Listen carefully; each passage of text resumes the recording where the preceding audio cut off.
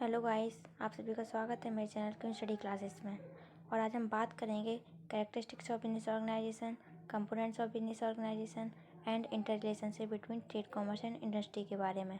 और अगर आपको इसका पार्ट 1 और पार्ट 2 देखना है तो उसका लिंक नीचे डिस्क्रिप्शन बॉक्स में दिया हुआ है, आप उसे वहाँ से देख सकते हैं। और अगर आपको मेरा वीडियो अच्छा लगे तो मेरे चैनल को सब्सक्राइब ज़रूर करें और इस वीडियो को एंड तक पूरा देखें। So now let's get started. So first we will talk about the characteristics of business organization.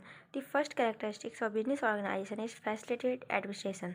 That means the function of organizing is very much necessary for the performance of other functions of management like planning, staffing, direction and controlling. That means जो management के other function होते हैं planning, staffing, direction and controlling, उनको perform करने के लिए जो organizing function होता है वो बहुत important होता है. The second characteristics of business organization is ensures specialization. That means the basic aim of business organization structure is to put the right man on the right job.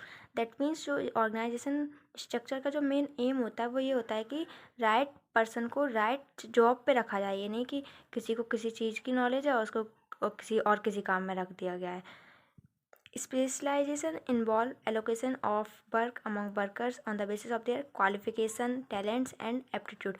Specialisation का मतलब ये होता है कि उस पर्सन को उसकी क्वालिफिकेशन के हिसाब से, उसके टैलेंट के हिसाब से उसको जॉब दी जाए. The third characteristics of business organization is best utilization of physical and human resources. It is only through well-planned business organization that the physical and human resources of a country can be best utilized. That means जो country के physical और human resources हैं वो best utilise हो सके। वो कैसे होंगे? जब हमारी ऑर्गेनाइजेशन वेल प्लान्ड होगी. Now we will talk about the fourth characteristics of business organisation, that is employment orientation. Business organization is the only means to increase employment opportunities in a country. That means जो business organisation है वो एक अच्छी opportunity है employment बढ़ाने के लिए country में, क्योंकि ज़्यादा बिजनेस होंगे तो एम्प्लॉयमेंट ज़्यादा बढ़ेगा, एम्प्लॉयज़ जो हैं ज़्यादा अप्लाई कर सकते हैं जॉब के लिए. Now we will talk about the fifth and last characteristics of business organisation, that is greater, better and cheaper production. That means जो हमारा प्रोडक्शन होना चाहिए वो अच्छा होना चाहिए और सस्ता होना चाहिए. It is possible only through well plan business organisation. वो कब पॉसिबल हो सकता है? जब हमारी बिजनेस ऑर्गेनाइजेशन वेल प्लान्ड होगी. The supply of goods and services from the areas of plenty to the areas of scarcity is the result of scientific business organisation.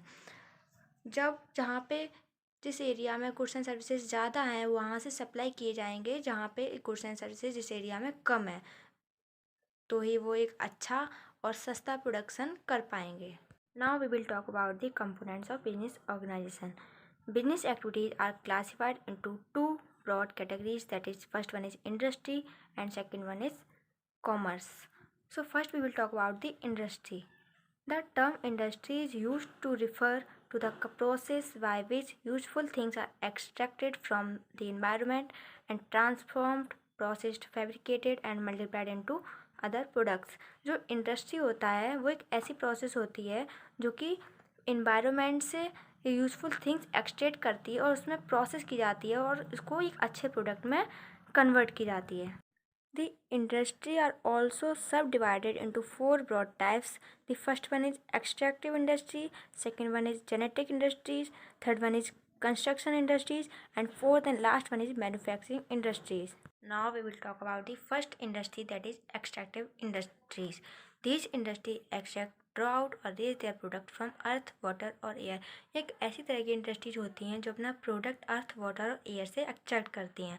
Although in certain cases such products may be directly for consumption, and in most cases the product of extractive industries are generally used for manufacturing and construction industries for producing finished good.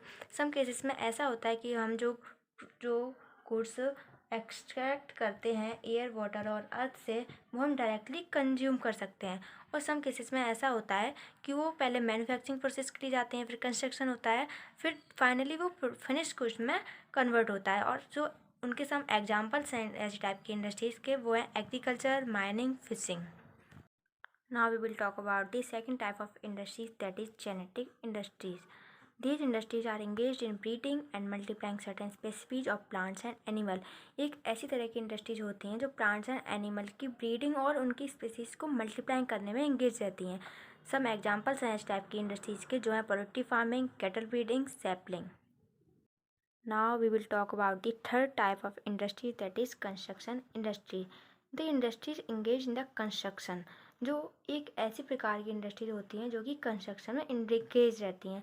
Some examples हैं इस type of industries के, जैसे कि buildings, dams, bridges, roads, canals. इन सब के construction में जो इंडस्ट्रीज इंगेज रहती हैं वो कहलाती हैं construction industries. Now we will talk about the fourth and last type of industry, that is manufacturing industry. These industries are concerned with the conversion of raw material into semi-finished product into finished goods. ये एक ऐसी types की industries रहती हैं जो कि raw material को पहले सेमी फिनिश प्रोडक्ट में कन्वर्ट करती हैं और फिर फिनिश प्रोडक्ट में कन्वर्ट करती हैं. ऐसी टाइप की इंडस्ट्रीज कहलाती हैं manufacturing industries.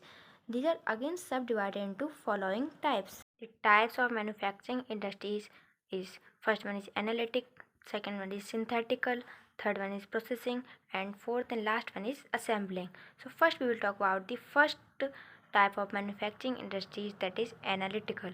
In this industries, a number of products are manufactured by analyzing and separating different elements on the same basic material. एक ऐसी टाइप की इंडस्ट्रीज होती हैं जहाँ पे पहले एनालाइज किया जाता है, फिर सेपरेट किया जाता है डिफरेंट टाइप ऑफ एलिमेंट्स के हिसाब से और मटेरियल के हिसाब. Examples of this type of industries are an oil refinery separates crude oil into kerosene, gasoline, diesel oil, lubricating oil, and petrol. The second type of manufacturing industries is synthetical. In such industries, two or more material are combined और mix together to manufacture a new product. एक ऐसी type की industries होती हैं जिसमें दो या दो से ज़्यादा मटेरियल कंबाइन किए जाते हैं, मिक्स किए जाते हैं एक साथ एक नया प्रोडक्ट बनाने के लिए. For example, cement is produced by mixing concrete, gypsum and coal. इसका मतलब ये है कि जो सीमेंट होता है वो जिप्सम, कॉन्क्रीट और कोल को मिक्स करके तब सीमेंट प्रोड्यूस किया जाता है. Third type of manufacturing industry is processing. These industries are engaged in the processing of raw material through different stages of production. एक ऐसी टाइप की इंडस्ट्रीज होती हैं जिसमें रॉ मटेरियल की प्रोसेसिंग होती है डिफरेंट स्टेजेस में.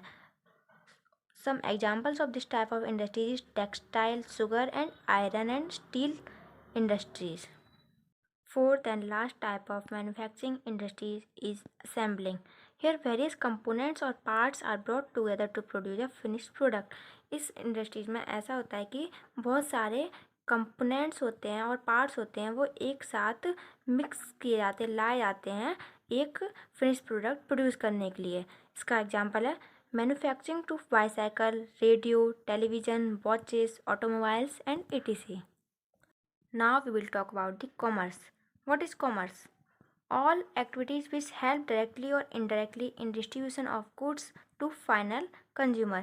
सारी एक्टिविटीज़ जो डायरेक्टली और इनडायरेक्टली गुड्स को डिस्ट्रीब्यूट करने में हेल्प करती हैं फाइनल कंज्यूमर तक, वो कहलाता है commerce. Goods are produce at one place in large quantity. जो गुड्स होता है वो एक जगह पे बहुत सारी क्वांटिटी में प्रोड्यूस किया जाता है. Consumer are scattered different place and demand goods in small quantity. So all these problems are solved by commerce. Goods तो एक ही जगह पे प्रोड्यूस किया जाता है, कंज्यूमर होते हैं वो डिफरेंट प्लेसेस पे स्कैटर्ड रहते हैं, डिफरेंट प्लेसेस पे फैले हुए रहते हैं, और जो उनकी गुड्स की डिमांड रहती है वो छोटी क्वांटिटी में होती है. और ये सारी प्रॉब्लम किससे सॉल्व की जाती है? कॉमर्स के through. Commerce is also subdivided into two broad categories, that is first one is trade and second one is auxiliary to trade. First we will talk about what is trade. It is that branch of commerce which is concerned with the sale, transfer or exchange of goods and services. ये एक commerce की ऐसी branch है जो कि cell, transfer और exchange of goods and services से concern रहती है. Trade is also subdivided into two types, that is first one is internal or domestic trade and second one is international or global trade. So first, internal or domestic trade. It is concerned with the purchase and sale of goods within the boundaries of a country. Internal trade वो होती हैं जिसमें हम purchase और cell करते हैं goods की अपनी कंट्री की बाउंड्रीज के अंदर, वो कहलाती है इंटरनेशनल और domestic trade. And the internal or domestic trade is also subdivided into categories that are retail trade, and second one is wholesale trade. So first we will talk about the retail trade. It involves the sale of goods to the ultimate consumer. The retailer procure goods from the wholesaler or manufacturer and sell them to the final consumer. ये एक ऐसी process है जिसमें goods and services को ultimate consumer तक पहुंचाया जाता है. The retailer procure goods from the wholesaler. जो रिटेलर होता है वो डायरेक्टली होलसेलर से गुड्स परचेज करता है और डायरेक्टली कंज्यूमर तक पहुंचाता है. ये होता है. Now we will talk about the second type of internal trade और domestic trade, that is wholesale trade. It is a trade in bulk. ये जो ट्रेड होता है वो बल्क में होता है. The wholesaler purchase goods in larger quantities from the producer and sells in small quantity to retailer. जो wholesaler होता है वो प्रोड्यूसर से एक लार्ज क्वांटिटी में गुड्स परचेज करता है और रिटेलर को स्मॉल क्वांटिटी में सेल करता है. And wholesale trade is a link between the producer and retailer. जो होलसेलर होता है वो प्रोड्यूसर और रिटेलर के बीच में लिंक परफॉर्म करता है. मीन्स जो होलसेलर होता है वो प्रोड्यूसर से डायरेक्टली गुड्स परचेज करता है लार्ज क्वांटिटी में और रिटेलर के उसको सेल करता है स्मॉल क्वांटिटी में. तो ये एक लिंक परफॉर्म करता है प्रोड्यूसर और रिटेलर के बीच में. Now we will talk about the second type of trade, that is international और global trade. It refers to the purchase and sale of goods by the traders located in foreign countries. ये एक ऐसे type का trade होता है जिसमें purchase और cell of goods होता है outside the countries, that is foreign countries में. And international or global trade is also subdivided into three type of categories, that is import trade, export trade and entrepot trade. So first we will talk about the import trade. It relates to the purchase of foreign goods for home consumption. import trade वो होता है जिसमें हम goods purchase करते हैं foreign countries से अपने self consumption के लिए, वो कहलाता है import trade. Now we will talk about the second type of international trade, that is export trade. It relates to the supply of domestic trade to foreign buyers. ये ऐसा trade होता है जिसमें फॉरेन कंट्रीज होती हैं वो हमारी countries से गुड्स और सर्विसेज परचेज करती हैं, वो कहलाती हैं एक्सपोर्ट ट्रेड. मीन्स हमारे कंट्रीज से गुड्स सप्लाई किया जाता है फॉरेन कंट्रीज में फॉरेन बायर्स को, वो कहलाता है export trade. Now we will talk about the third and last type of international trade, that is entrepot or re-export trade. It involves the import of foreign goods for exporting them to other foreign countries. एक ऐसे type का trade होता है जिसमें हम एक foreign country से goods purchase करते हैं दूसरी फॉरेन कंट्रीज को सेल करने के लिए. उस टाइप की ट्रेड कहलाती है एंट्रीपोर्ट और re export trade. For example, India में purchase paper from England to supply the same to Nepal. इसका मतलब ये है कि इंडिया ने इंग्लैंड से पेपर परचेज किए हैं नेपाल को सप्लाई करने के लिए, तो ये क्या कहलाएगा, इंटरपोर्ट और re export trade. Now we will talk about the second type of commerce, that is auxiliary to trade. The activity which help in smooth flow of trade are known as auxiliary to trade. जो activities हमारे trade में smooth flow करने में help करती हैं वो कहलाती हैं auxiliary to trade. These activity make buying and selling of goods more easy. इस टाइप की एक्टिविटीज़ हमारे बाइंग और सेलिंग गुड्स को ईजी बनाती हैं. These help in removing various hindrances of trade with which arise in production and distribution of goods. ये ऐसी type की एक्टिविटीज़ हमारे जो ट्रेड में हमारी जो प्रॉब्लम्स आती हैं production and distribution of goods में, वो रिमूव करने में हेल्प करती हैं auxiliary to trade. Now we will discuss about the types of auxiliary to trade. The first type of auxiliary to trade is transportation. Means of transport carry goods from producer to traders and finally to consumer.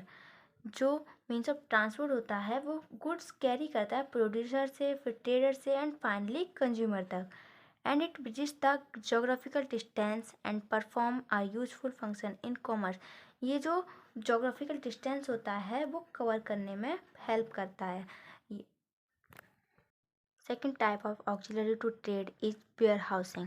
It refers to the holding and preservation of goods until they are finally consumed. ये एक ऐसा process है कि जो goods produce किया जाता है और जब तक कि फाइनली कंज्यूमर्स तक नहीं पहुंच जाए तब तक एक वेयर हाउस में स्टोर किया जाता है, उसको कहते हैं warehousing. It perform a useful function by matching supply with the demand. एक ऐसा फंक्शन परफॉर्म करता है जब कंज्यूमर डिमांड करे तभी हम उसको गुड्स को सप्लाई कर सकें, उसको वो कहलाता है warehousing. Now we will talk about the third type of auxiliary to trade, that is insurance. It facilitates trade by providing a cover against the loss or damage of goods in the process of transit and storage. एक ऐसे type का trade होता है जो कि हमारे कुछ अगर लॉस हो जाता है या डैमेज हो जाता है गुड्स में ट्रांजिट और स्टोरेज के टाइम पे, तो वो हमें कवर करने में हेल्प करता है। It about the risk of loss due to fire, theft, etc. ये जो हमारे जो भी रिस्क होते हैं या चोरी के या आग वगैरह लगने के, ये उसमें हमें हेल्प करता है। Now we will talk about the fourth type of auxiliary to trade, that is packaging. It helps to protect goods during transit and storage and also provide a beautiful shape to them. एक ऐसे type का trade होता है जो कि goods को जब हम ट्रांसपोर्ट करते हैं वन प्लेस से अनदर प्लेस से, तो वो प्रोटेक्ट करने में हेल्प करता है और उसको एक ब्यूटीफुल शेप भी देता है हमारे प्रोडक्ट को। Now we will talk about the fifth type of auxiliary trade, that is banking. Bank help in the purchase and sale of goods by providing a convenient and sale mode of payment. जो bank होता है वो purchase और cell of goods को एक convenient mode of payment provide करने में help करता है। कन्वीनियंट मीन्स ये बहुत हेल्पफुल होता है, इसमें कोई भी रिस्क नहीं होता है। Bank also grant credit to businessman with which they can carry a larger volume of trade. Means जो बैंक होता है वो बिजनेसमैन को क्रेडिट देने में हेल्प करता है जिससे कि वो डायरेक्ट प्रोड्यूसर से लार्ज अमाउंट में गुड्स परचेज कर सकें। Now we will talk about this type of auxiliary to trade, that is advertising. It brings goods and services to the knowledge of prospective buyer. एक ऐसे type का trade होता है जिसमें हम एडवर्टाइज करवाते हैं जिससे कि वो बायर्स की नॉलेज में आए और वो गुड्स को परचेज करे अच्छे से अच्छा, ज़्यादा से ज़्यादा। Now we will talk about the seventh and last type of auxiliary to trade, that is stock exchange. Sale of industrial securities is facilitated through this institution. इन जो इंडस्ट्रियल की सिक्योरिटीज होती हैं वो सेल की जाती हैं इस इंस्टीट्यूशन के through. And the market information can also be gathered through stock exchange. और जो मार्केट की इंफॉर्मेशन होती है वो भी हमें स्टॉक एक्सचेंज के थ्रू हमें मिल जाती है। Now we will talk about the inter relationship between trade, commerce and industries. There is a very close relationship between trade, commerce and industries. Trade, commerce और industry produces goods which are distributed through commerce. Means जो industry होती है वो goods को produce करती है जो कि कॉमर्स के थ्रू डिस्ट्रीब्यूट किया जाता है। No commercial activity is possible in the absence of industry. Means जो कमर्शियल एक्टिविटीज़ होती हैं वो पॉसिबल नहीं हो सकती हैं एब्सेंस ऑफ इंडस्ट्रीज़ में। At the same time industrial production is meaningless without the distribution of goods through commerce. ऐसे ही जो प्रोडक्शन है उसका कोई मतलब नहीं है अगर डिस्ट्रीब्यूशन ऑफ गुड्स नहीं हो रहा है कॉमर्स के थ्रू, क्योंकि अगर डिस्ट्रीब्यूशन ही नहीं होगा तो प्रोडक्शन करने से क्या फ़ायदा अगर कंज्यूमर की कोई डिमांड ही नहीं कर रहा है गुड्स की। If industry is the backbone of a commerce then commerce serves as a life line of industries. Means जो इंडस्ट्री अगर वो बैकबोन की तरह परफॉर्म करती है कॉमर्स में, तो जो कॉमर्स है वो भी एक लाइफ लाइन की तरह परफॉर्म करती है इंडस्ट्री में। Trade provides the necessary support to industry and maintain a smooth flow of commerce. तो ट्रेड होता है वो इंडस्ट्री को अच्छा सपोर्ट करता है और स्मूथ फ्लो ऑफ कॉमर्स रखता है। मतलब ट्रेड जो होता है वो smooth flow of goods and services रखता है, ट्रेड के थ्रू ही हमारा गुड्स जो है वो। So there is a high degree of interdependence between industry, commerce and trade. Means इसमें एक बहुत ही अच्छा सा इंटरडिपेंडेंस है इंडस्ट्री, कॉमर्स और ट्रेड में। मीन्स एक दूसरे के बिना वो कोई भी एक्टिविटी परफॉर्म नहीं कर सकती। And thank you guys for watching my video, and if you like my video then please like, share and subscribe it also.